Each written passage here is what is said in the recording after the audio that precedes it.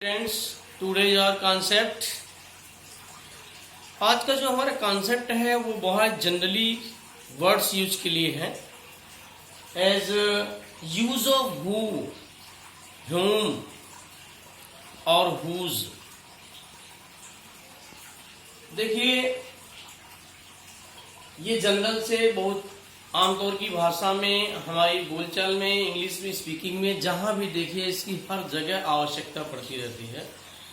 और ये देखने में थोड़ा इजी है, लेकिन वास्तव में कल मुझे कमेंट आया और 3 कमेंट आए कि इसके बारे में बताइए, इसका यूज कहाँ कहाँ होता है, कैसे इसका यूज किया जाता है, किसके लिए किया जाता है।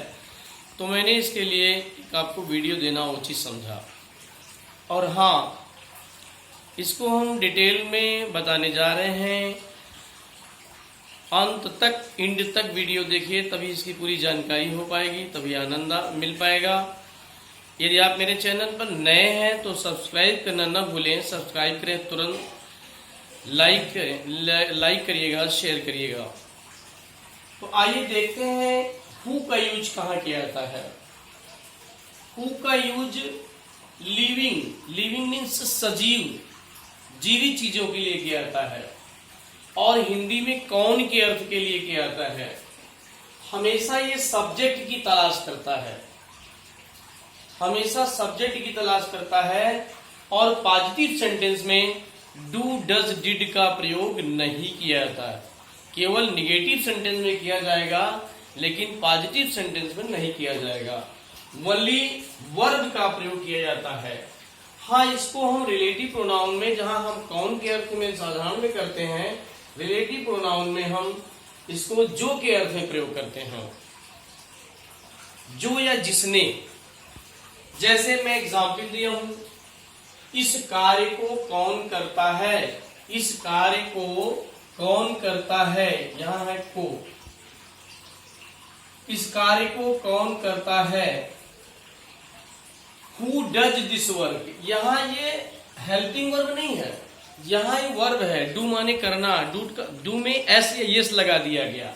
यहाँ पर प्रेजेंट इंडिफिनिट है, इसको हमने आपको इंडिकेट करना उचित समझा, इसीलिए मैं इसका एग्जाम्पल दिया हूं। इस कार्य को कौन करता है। Who does, not helping verb, रेजरी वर्ब नहीं है, बट ये मेन वर्ब है। Who does this work? इस कार्य को कौन करता है। वास्तव में इससे हमें क्या पूछना है, क्या तलाश करना है, कार्य करने वाला कौन है, अर्थात सब्जेक्ट कौन है। तो सब्जेक्ट को तलाशने का काम हु का प्रयोग किए, जानकारी लेने के लिए, तलाशने के लिए हु का यूज किया जाता है। जैसे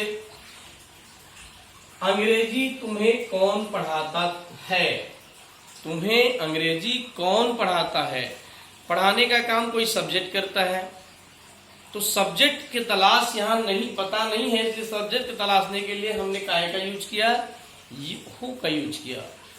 अंग्रेजी कौन पढ़ाता है तुम्हें, तो who teaches you, present indefinite tense का पॉजिटिव सेंटेंस है। यहाँ टीच में ईएस जोड़ दिया गया। Who teaches you English, who teaches you English, तुम्हें अंग्रेजी कौन पढ़ाता है। अब इन कंटिन्यूअस टेंस में हमने दे दिया, अंग्रेजी तुम्हें कौन पढ़ा रहा है। यहां हु के साथ इज लगाया गया, हु सिंगुलर में आता है। जैसे who is doing this work,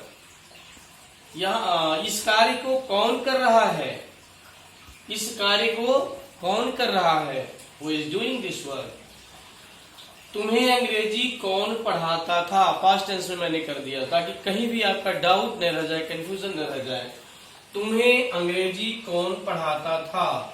who taught, past indefinite में सेकंड का वो फॉर्म, सेकंड फॉर्म लगती है वर्ब का। Who taught you English, who taught you English, who taught you English, आपको अंग्रेजी कौन पढ़ाता था। इसी प्रकार से एक और एग्जाम्पल दिया, हु वॉज ही, वह कौन था, वह कौन था। अब निगेटिव सेंटेंस हमने इसका बनाना डू। अभी क्या है कि इसका प्रयोग, एक डाउट बना हुआ होता है कि हु का प्रयोग निगेटिव में भी किया जा सकता है, इन सब चीजों की जानकारी के लिए ही इसका यूज मैंने देना उचित समझा, जैसा कि कमेंट आया हुआ था। अब यहां हम एक सेंटेंस दिया, तुम्हारा कार्य कौन नहीं करता है। तुम्हारा कार्य कौन नहीं करता है। यहां हु डज नॉट, डजंट होना चाहिए, हु डजंट, डज नॉट समझाने के लिए कर दिया, डू योर वर्क।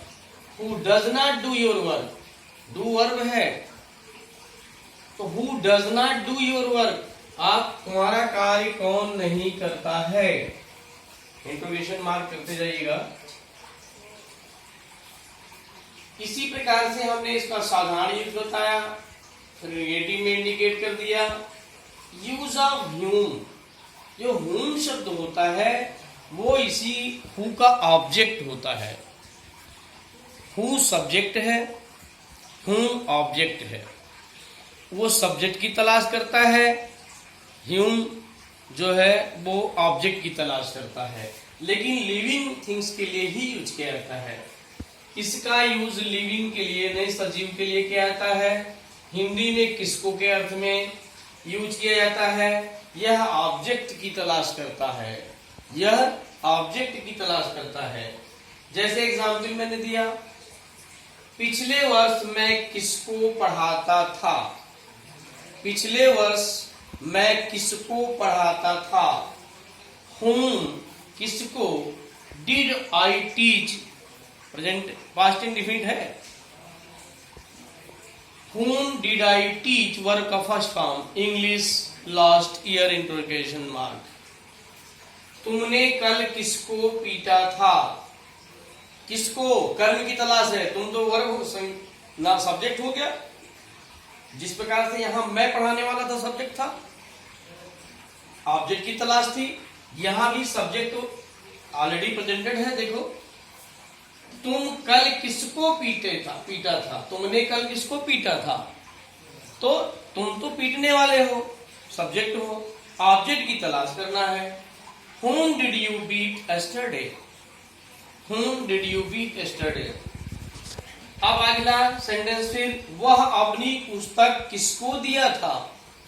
वह अपनी पुस्तक किसको दिया था, टू whom किसको, टू whom किसको, डिड ही गिव दिया था अपनी पुस्तक yesterday।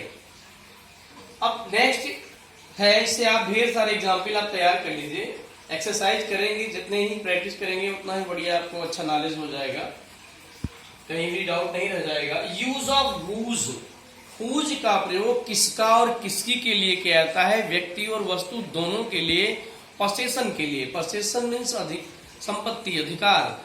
हमारा किसी पर, किसी का, हमारा बेटा है, हमारा भाई है, हमारी पत्नी है, इस प्रकार से हमारी ये मोबाइल है, हमारी पेन है, हमारी गाय है, हमारी कार है। इस ढंग से मैंने एग्जाम्पल दिया अधिकार व संबंध के लिए। तो जब ये जनरली यूज किया जाएगा तो किसका किसकी के रूप में किया जाएगा, लेकिन जब रिलेटिव प्रोनाउन, आगे चल के मैं प्रोनाउन जब दूंगा तो उसमें वीडियो में बताऊंगा डिटेल में, लेकिन जनरली मैं बता दे रहा हूं।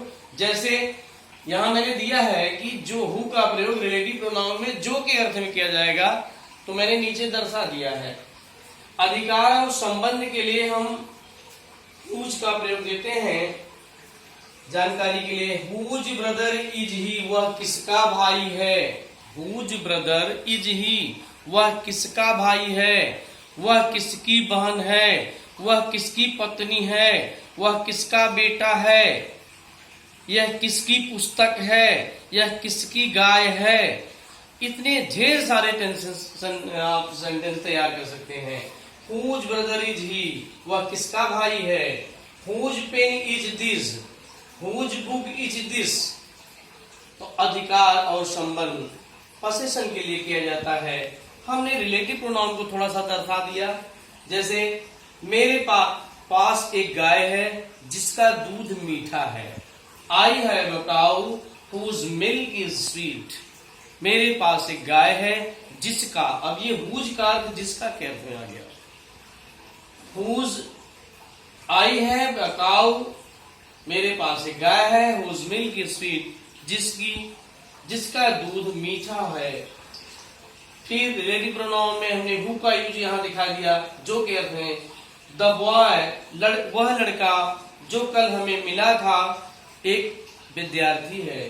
The boy who met me studies is a student, वह लड़का जो कल हमें मिला था, मुझे मिला था, वह एक विद्यार्थी है। दी गर्ल हु गैव ये पेन, वह लड़की जो कल हमें पेन दिया था, इज ए डॉक्टर, वह एक डॉक्टर है। Is a teacher, is a student, is your mother, is your sister, is your daughter, ढेर सारे एग्जाम्पल तैयार करिए। तो मैं आशा करता हूं कि आपका हु, हुम, हुज ये सब जनरली यूज के वर्ड्स हैं। इसका प्रयोग हमारे लिए जानना बहुत जरूरी है। देखने में तो बहुत जनरल लग रहा है, लेकिन वास्तव में आप देखने के बाद एहसास किए होंगे कि वास्तव में इसका जरूरत कितना है अपनी राइटिंग के लिए, अपनी स्पीकिंग के लिए। ये सब जानना बहुत ही जरूरी है और आशा करता हूं कि आप ढेर सारे एग्जाम्पल सेंटेंस तैयार करेंगे और मुझे कम से कम एक सेंटेंस कमेंट करेंगे। यह किसका भाई है, यह किसका भाई है, ये सेंटेंस ट्रांसलेट करके कमेंट करेंगे। और यदि if you feel any problem about this topic, you can contact me without any hesitation. I will solve your problem, no doubt. Thanks for watching my video. Okay.